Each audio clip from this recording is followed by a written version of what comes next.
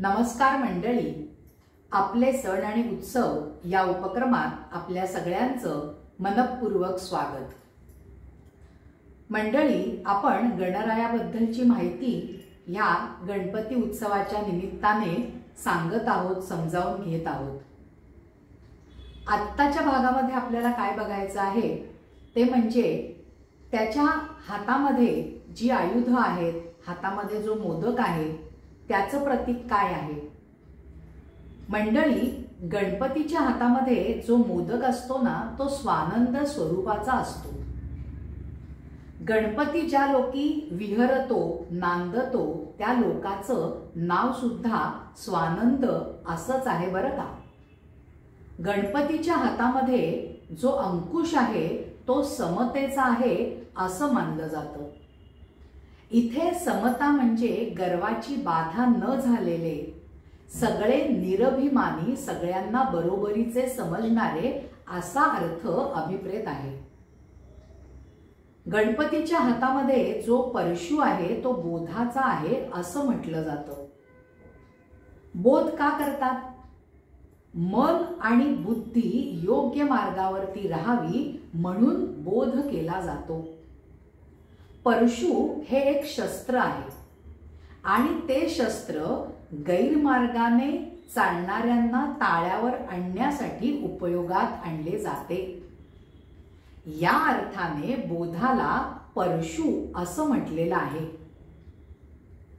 आपल्या या गजाननाचं जे लंबोदर उदर आहे, त्या पोटामध्ये विशाल उदर आहे, त्या विशाल उदरामध्ये, पोटामध्ये उत्पत्ती, स्थिती आणि लय या तिन्ही अवस्था जगाच्या सामावलेल्या आहेत अशी कल्पना केलेली आहे। मंडळी, आपल्याला माहिती आहे की ती बुद्धीची देवता आहे, तो सिद्धिनायक आहे आणि अतिशय धुरंधर असा रणनीती आखणारा तो सेनापती सुद्धा आहे बरं का। आपल्या रणकौशल्यामुळे म्हणा किंवा रणनीतीमुळे म्हणा, चातुर्यामुळे म्हणा, बुद्धीमुळे म्हणा, त्यांनी अनेक प्रसंगी आपल्या वडिलांना सुद्धा खूप मदत केलेली आहे।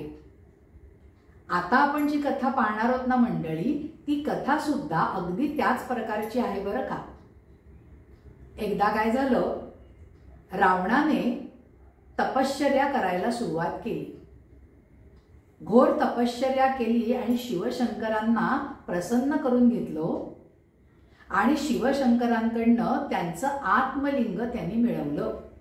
रावणाला प्रचंड आनंद झाला, कारण आता त्रिभुवन जसं काही त्याच्या हातात आलं असं।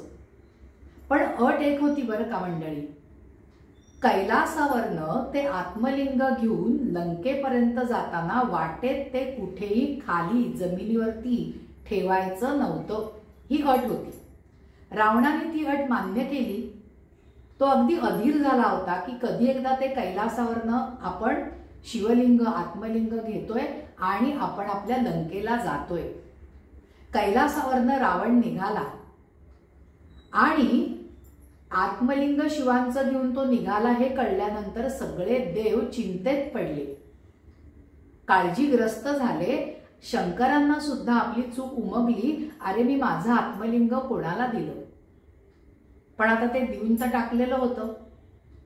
मग झालं, देवांनी आपल्या गणरायाचा धावा करायला सुरुवात केली। गणरायांनी त्यांना सांगितलं, ठीक आहे, ह्या बाबतीमध्ये मी एक युक्ती करतो। आणि मग सगळी ती चिंता गणरायावरती सोडून देव निर्धास्त होऊन गेले। गणरायांनी काय केलं, छोट्या बालकाचं, बटूचं रूप घेतलं आणि समुद्रकिनारी रावण पोचायच्या आतच तो तिथे जाऊन खेळायला लागला।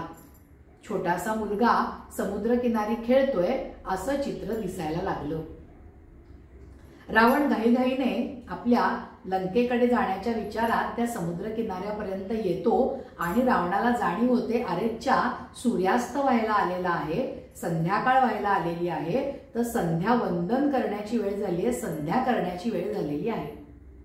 पण आता काय करायचं?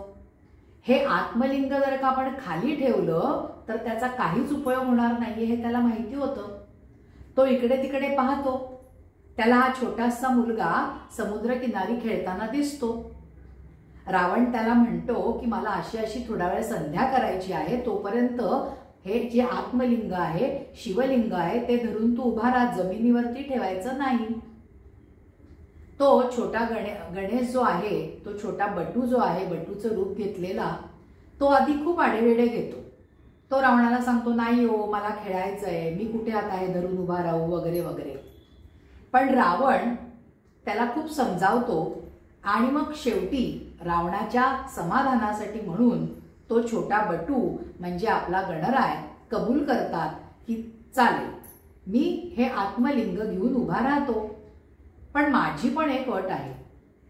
तो बटू जो आहे, आपला गणपती बाप्पा जो आहे छोट्या रूपातला, तो त्या रावणाला सांगतो की माझं अजून चिक्कार खेळणं बाकी आहे आणि आता मला तुमचं हे जे आत्मलिंग तुम्ही आणलेलं आहे शिवांचं, ते धरून उभं राहायचंय आणि मला माझा खेळ सुद्धा खेळायचा आहे. तर तुमची जी काय संध्या वगैरे करणं आहे ना, ते तुम्ही चटचट आटपा बरं का.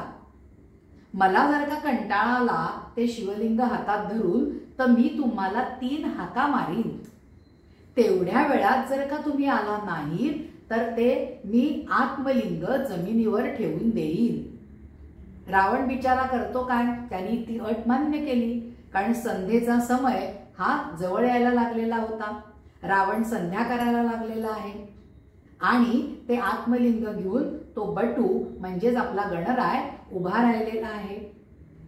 थोडा वेळ होतं न होतं तोच गणराय, तो छोटासा मुलगा, तो छोटासा बटू रावणाला हाका मारायला लागतो. रावणाने पहिली हाक ऐकली, रावणाने दुसरी हाक ऐकली, तिसरी हाक सुद्धा ऐकली, पण संध्या संपत आलेली होती, संपूर्ण झालेली नव्हती, म्हणून रावण जागचा उठू शकत नव्हता.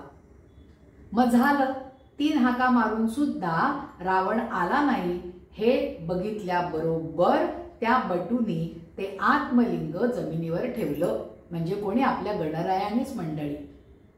संध्या संपल्यानंतर रावण तिथे येऊन पोचला. त्याने ते आत्मलिंग उचलण्याचा प्रयत्न केला, पण अजिबात त्याच्याने ते आत्मलिंग साधं हलवलं सुद्धा गेलं नाही. उचलायची तर बातच सोडा. त्याने खूप प्रयत्न केला, ते वर उचलण्याचा प्रयत्न केला आणि ते वर उचलण्याच्या खेचण्याच्या नादामध्ये ते गाईच्या कानाच्या एवढ्या आकाराने असं ते वरती आलं आणि म्हणूनच त्याचं नाव गोकर्ण महाबळेश्वर असं पडलेलं आहे. त्या ठिकाणाचं नाव मंडळी लक्षात येतंय तुम्हाला हा कथाभाग कोणत्या अनुषंगाने आलेला आहे? तेच ते पवित्र स्थान गोकर्ण महाबळेश्वर. आणि त्या ठिकाणी मंडळी गेल्यानंतर आधी आपल्याला पहिल्यांदा गणपतीचं दर्शन घ्यावं लागतं, गणपतीची पूजा करावी लागते आणि मग या शिवलिंगाचं दर्शन घेण्याची प्रथा आहे. आणि इथे जे गणपतीचं मंदिर आहे ना, त्याची 2 वैशिष्ट्ये आहेत त्या गणपती बाप्पाची. एक म्हणजे त्या गणपतीला टेंगुळ आलेलं आहे. ते टेंगुळ का आलं असं सांगितलं जातं, तर रावणाला राग आला, त्या बटूनी ते लिंग खाली ठेवलं आत्मलिंग, त्याच्यामुळे रावणाने त्या बटूला ठोसा मारला, म्हणजे आपल्या बाल गणरायालाच, आणि म्हणून ते टेंगुळ आलं अशी आख्यायिका सांगण्यात येते. आणि ह्या मूर्तीचं मंडळी अजून एक वैशिष्ट्य आहे. ते वैशिष्ट्य म्हणजे ह्या इकडचा गणपती हा 2 हातांचा आहे. कदाचित बटू रूपामध्ये ही घटना किंवा ही कथा, हा प्रसंग घडून गेला, त्याची आठवण म्हणून तो 2 हातांचाच गणपती या ठिकाणी आपल्याला बघायला मिळतो. तर अशी ही एक कथा आपल्याला काय सांगून जाते? किती चातुर्य गणेशाच्या अंगी होतं हे आपल्याला कळतं. त्यांनी चातुर्याने त्या अटीमध्ये रावणाला अडकवून ठेवलेलं होतं की मी 3 हाका मारीन, तेवढ्या वेळात आला तर ठीक, नाहीतर मी ते खाली ठेवणार, आणि त्यांनी ते खाली ठेवलं. जर का ते आत्मलिंग घेऊन रावण पोचला असता लंकेला, तर त्यांनी संपूर्ण 3 लोकांमध्ये हाहाकार माजून टाकला असता. पण गणपतीच्या हुशारीमुळे गणपतीच्या चातुर्यामुळे तो जो पुढचा धोका आहे तो टळतो. तर मंडळी, आपण आजच्या भागामध्ये ही आपल्या बालबटूची म्हणजे गणेशाची कथा तर पाहिलीच की त्याने आपल्या वडिलांना शिवशंकरांना कशी मदत केली. त्याशिवाय त्याच्या हातामध्ये जी आयुध आहेत ते काय प्रतिकात्मक त्याचा अर्थ आहे तो सुद्धा अर्थ आपण समजावून घेण्याचा प्रयत्न केलेला आहे. म्हणजे मंडळी, गणपतीची मूर्ती पाहिली, गणपतीच्या रूपाकडे पाहिलं तरी त्याच्या प्रत्येक रूपामधल्या प्रत्येक अंगोपांगामधनं आपल्याला काहीतरी संदेश मिळतच असतो, त्याचा काहीतरी प्रतिकात्मक अर्थच असतोच. पण तो आपल्याला शोधता यायला पाहिजे की जेणेकरून आपल्याला सुद्धा आपल्या जीवनामध्ये काही ना काहीतरी चांगल्या पद्धतीचा बोध मिळून आचरण करणं आपल्याला सुलभ जाईल. अशा या गणपतीच्या सगळ्या कथा आपण बघतोय आणि त्याच्यापासनं बोध घेण्याचा प्रयत्न सुद्धा मंडळी करतो आहे. आता आपल्याला दुर्वांचं काय महात्म्य आहे ना ते सुद्धा मंडळी बघायचंय. त्याच्याबद्दलची एक जी कथा आहे छोटीशी, ती कथा बघूया आणि आजच्या भागाला विराम देऊया. अनलासूर नावाचा एक दैत्य होता. तो प्रचंड उन्मत्त झालेला होता. त्याने सगळ्यांना त्राहीमाम करून सोडलेलं होतं. आणि मग अशा वेळेला सगळे देव गणरायाकडे धावले, बघ बाबा तूच आता काहीतरी कर. अशा वेळेला आपण म्हणतोच ना गणरायाला वक्रतुंड महाकाय. आपल्या गणपतींनी महाकाय रूप धारण केलं आणि चक्क त्या अनलासूर दैत्याला गिळून टाकलं. अनलासूर म्हणजे एक प्रकारे अग्नीचंच रूप. गणपतीच्या अंगाचा दाह व्हायला लागला अनलासुराला गिळल्यानंतर. तो दाह कशा कशाने सुद्धा थांबेना. अनेक उपचार सुरू झाले. देवांनी ऋषीमुनींनी अनेक उपचार करायला सुरुवात केली पण गणपतीचा दाह काही शमत नव्हता. वरुणाने थंडगार पाण्याची वृष्टी केली. इंद्राने चंद्र डोक्यावरती धरण्यासाठी दिला. शिवशंकरांनी नाग सुद्धा त्याच्या कमरेला बांधण्यासाठी दिला. परंतु कशाने सुद्धा थंडावा गणपती बाप्पाला वाटत नव्हता.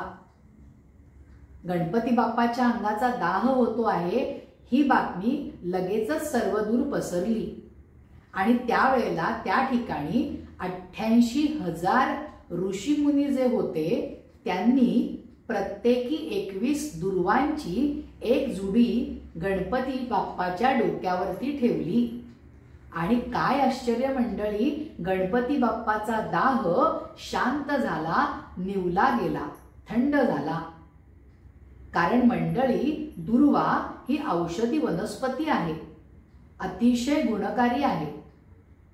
स्त्रियांना जर का गर्भाशयाचे आजार असतील तर त्याच्यावरती ती हमखास औषध म्हणून वापरली जाते.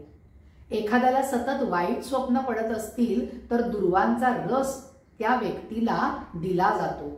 एखाद्याच्या बोलण्यामध्ये जर का काही दोष असेल तरी सुद्धा दुर्वा ही औषधी वनस्पती कामाला येते. म्हणजे दुर्वा या वनस्पतीचं जे महात्म्य आहे ते महात्म्य आपल्या गणपती बाप्पाच्या अनुषंगाने धार्मिक तर आहेच पण औषधी सुद्धा आहे. अशा दोन्ही कारणांनी गणपती बाप्पाला दुर्वा ही वनस्पती प्रिय झाली. ती वनस्पती प्रिय होण्याची अजून एक दोन कथा आहेत मंडळी, पण आपण त्या पुढच्या भागांमध्ये बघणार आहोत. आपला आजचा भाग इथेच संपलेला आहे. तुम्हाला जर का हा भाग आवडला असेल तर ह्या भागाला लाईक करा, ह्या भागाला शेअर करा आणि अश्विनी साठे नावाचं जे यूट्यूब चॅनल आहे त्याला नक्की नक्की सबस्क्राईब करा. आणि आता आपण सर्वजण ह्या गणरायाला नमन करूया आणि नमन करून त्याची प्रार्थना करूया आणि म्हणूया, वक्रतुंड महाकाय सूर्यकोटी समप्रभ निर्विघ्नं कुरु मे देव सर्वकार्येषु सर्वदा.